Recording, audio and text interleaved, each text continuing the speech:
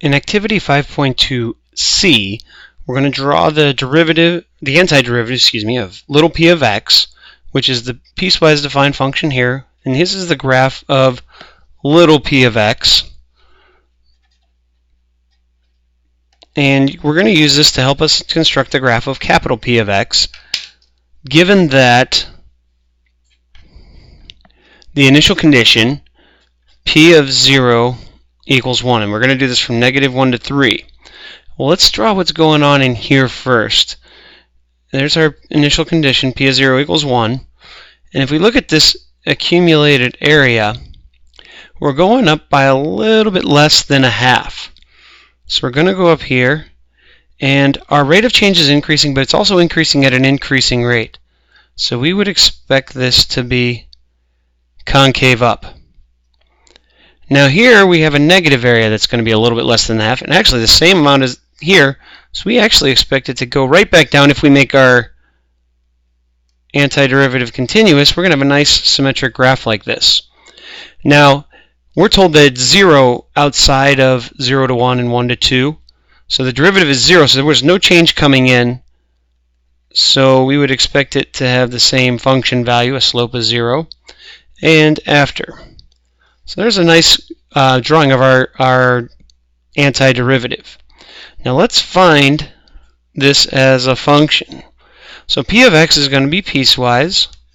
So we're going to have x cubed over 3 plus c1 when x is in between 0 and 1. We're going to have negative x minus 2 cubed over 3 plus c2 when x is in between, 1 and just strictly in between 1 and 2. And then we're going to have some constant, we'll call it c3, otherwise. Well, c3 we can already see is 1. Now we got to find these constants. First off, we know that p of 0 had to equal 1, so we're going to use that to find c1.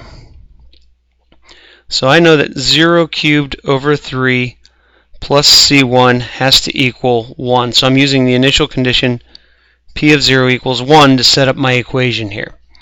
So c1 equals 1. Now, which is also going to be c3 because we can see it coming in here. The only thing we need now is c2. Well, I want this function to be continuous. We didn't have to, but I would like it to be continuous. So that means at 1, I need these two ends to be the same. So when I plug 1 in to each end, so 1 cubed over 3 plus the c1 that I found, so plus 1, must be equal to negative 1 minus 2 cubed over 3 plus that c2. All right, this is going to force this to be a continuous piecewise defined function.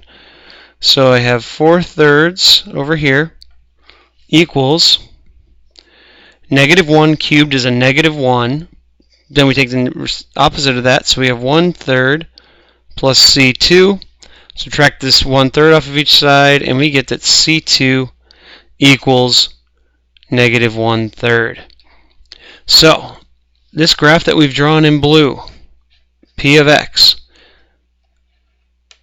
as a piecewise defined function is x cubed over 3 plus 1 for 0 less than or equal to from 0 to 1. It's negative the quantity x minus 2 cubed over 3 plus, plus a negative 1/3, or let's just say minus 1/3 for x in between 1 and 2. And then it's just 1 otherwise. So there's that graph. And if you were to plot this in your calculator, you're going to see a graph that looks an awful lot like that.